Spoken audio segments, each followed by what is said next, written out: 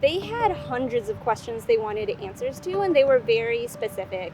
For example, how long does the virus live on metal or plastic or natural fibers? Um, what comorbidities are there? What age ranges have what types of symptoms? Time is critical. I mean, this was in early mid-March. The impact of the virus was largely unknown.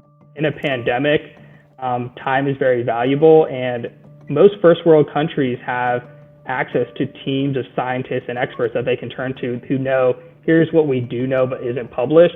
But what about, all those in, middle and low income countries who don't have those, panels of experts and scientists they can turn to? It's really important to have a way to know what current consensus or knowledge looks like, and they should be able to have access to the same information. With COVID-19, the rate of publication around COVID-19 and coronaviruses has just been really incredible this year, right? Like there's several hundred new papers being released every day since the start of March.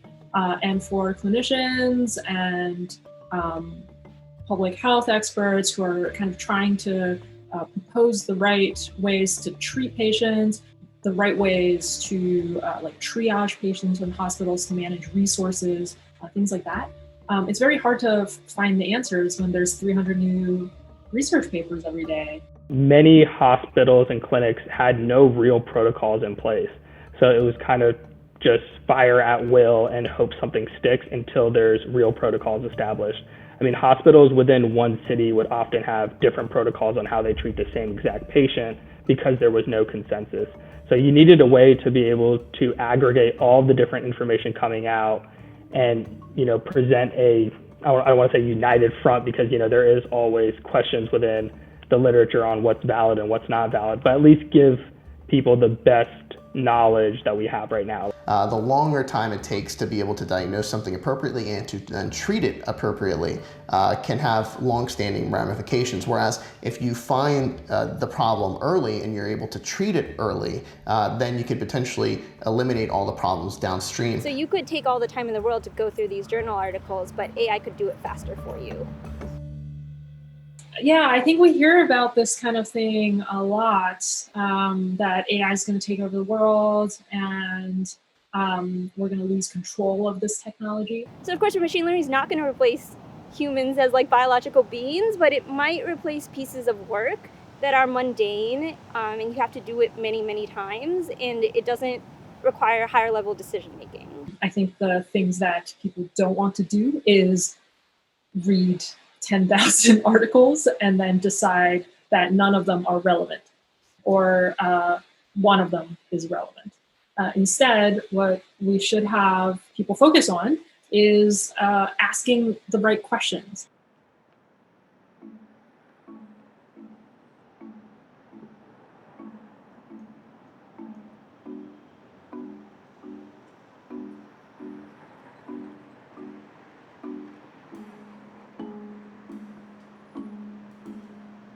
The purpose of COVID-19 was really to identify if artificial intelligence could help augment researchers trying to find the causes of COVID-19 and therapeutics and treatments and diagnostics for COVID-19. So it was really able to evaluate how all the amass of information that was coming out from all over the world in real time and see if AI could evaluate and help myself and other MDs and PhDs that were on the front line and that were doing research, see if we could expedite the knowledge we were gaining from all this research in a very concise manner.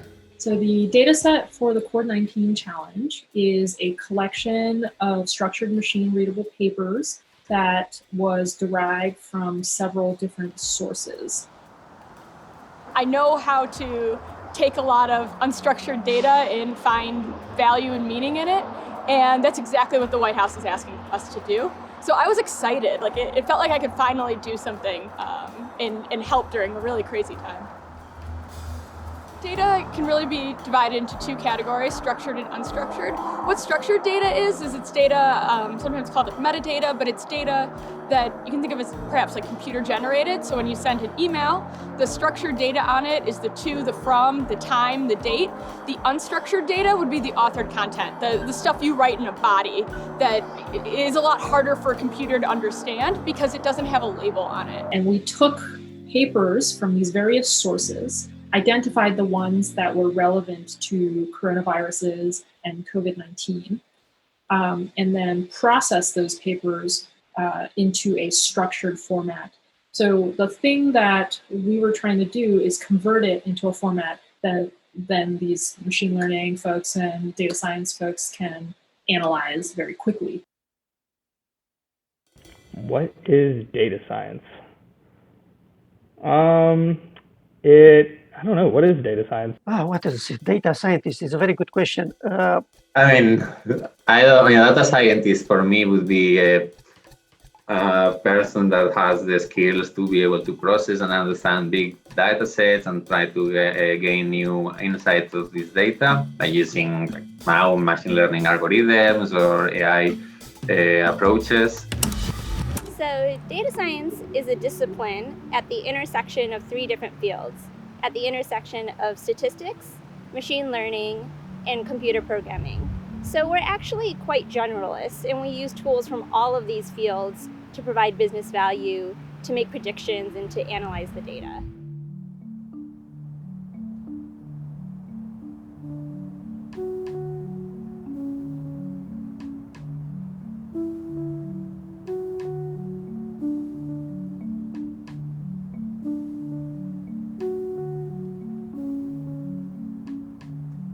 Kaggle is a data science community that provides a lot of learning resources for practicing data scientists and people who want to get into the field. So they'll put these challenges on there, like here's a data set and here's what you need to solve, but show your work, show all of your code and your methods and your rationale, and they really value that collaboration and that sharing.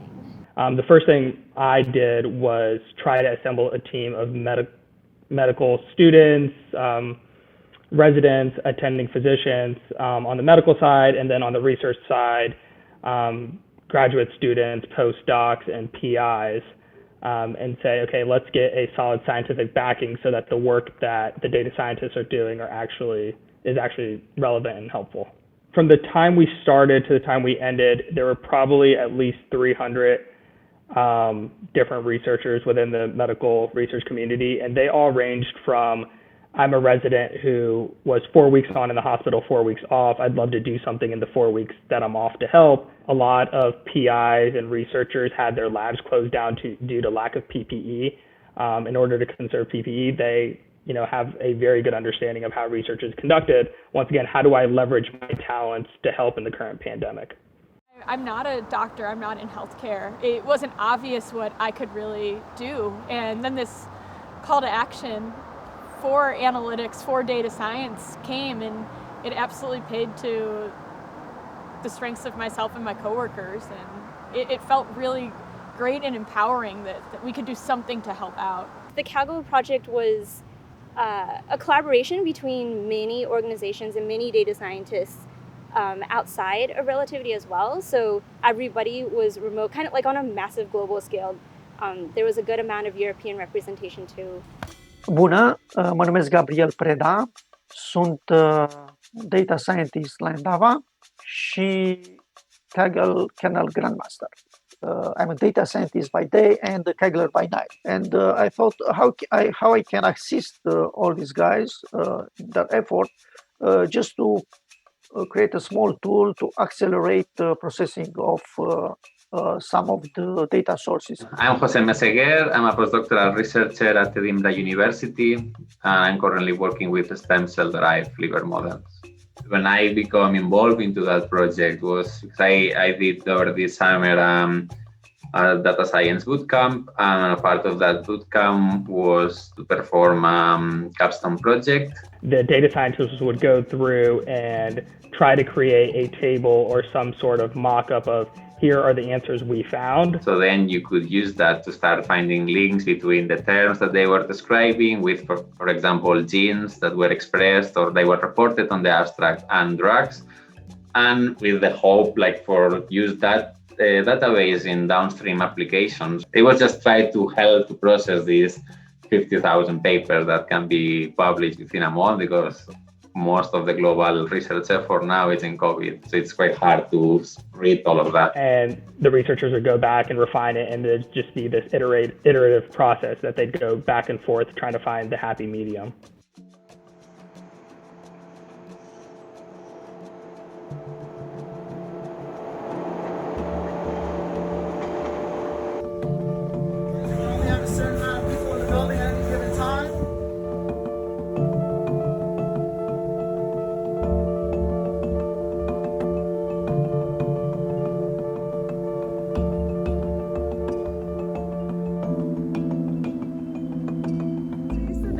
Roosevelt Island. I live on Roosevelt Island. I've been living there for 28 years.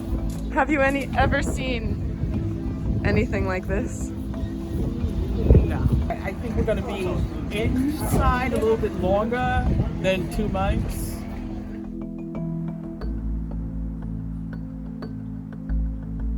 There was a sense of a broader mission, and a lot of people who wanted to go even beyond what the Calgo organizers were setting as the deadlines and the goals to provide a whole database or a knowledge base, like a machine learning built knowledge base of journal articles. We found 4,000 duplicate articles, which I think in the version of the data set we were working with was roughly 7 or 8% of the articles, so a good amount. Deduplication is not glamorous, but it's important because if you don't understand the type of duplication you have, or you don't deduplicate, then you have bias in your data. For example, maybe one document is repeated 50 times, and so its weight in the data set is 50 times more than any other article, but you don't know why that is.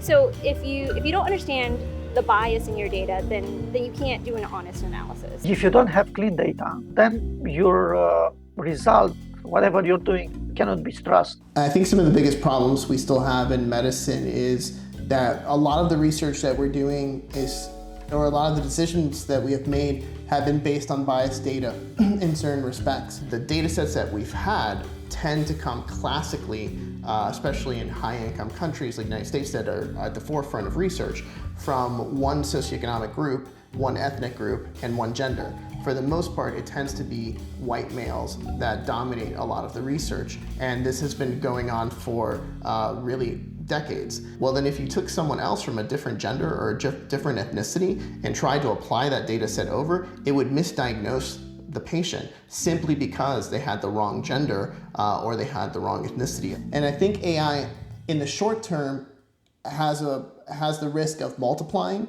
those biases, but in the long term has the potential to remedy those biases by being able to identify where they may be and be able to pull it in.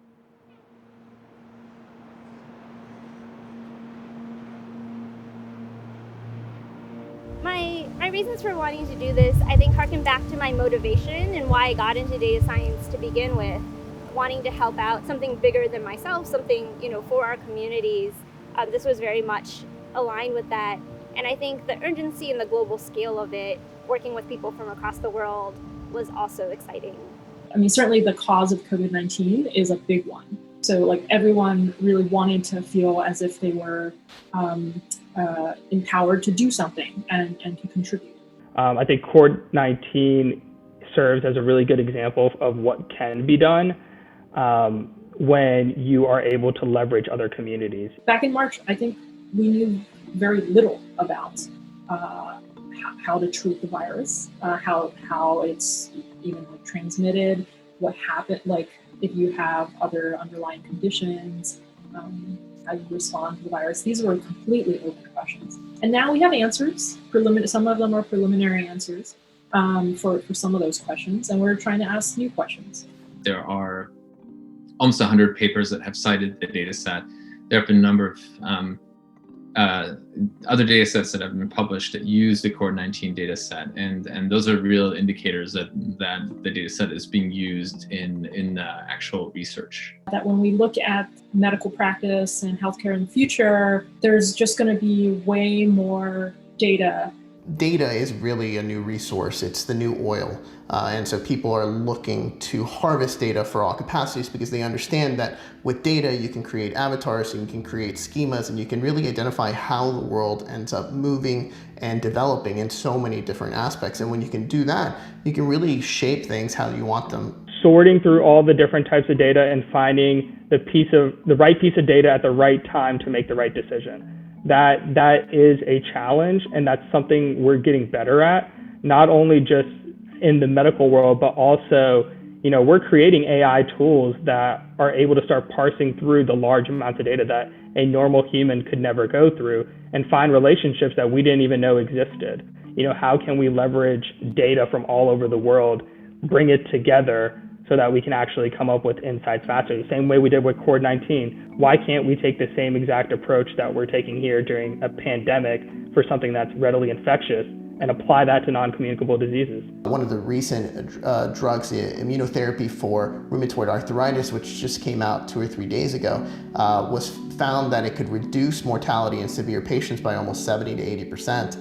And that drug was one of the original drugs that was identified by artificial intelligence. AI can empower physicians all over the world to give the same amount of care to everyone, regardless of where they were born, regardless of their socioeconomic status. That's always been the promise of AI. 100 years from now, or not even 20 or 50 years from now, if you ask your kids what's the typical tool that a doctor uses, I believe artificial intelligence will be their answer, as opposed to if you ask someone today what's the typical tool, most likely something like a stethoscope might be their answer. So those things will change over time, and I believe artificial intelligence will help us to get there. And we have systemic inequalities in all over the world.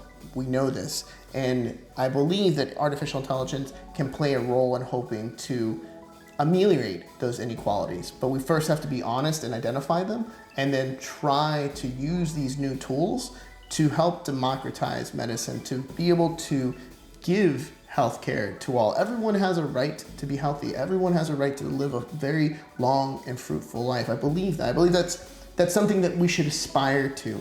And if we have the ability, then why don't we do it?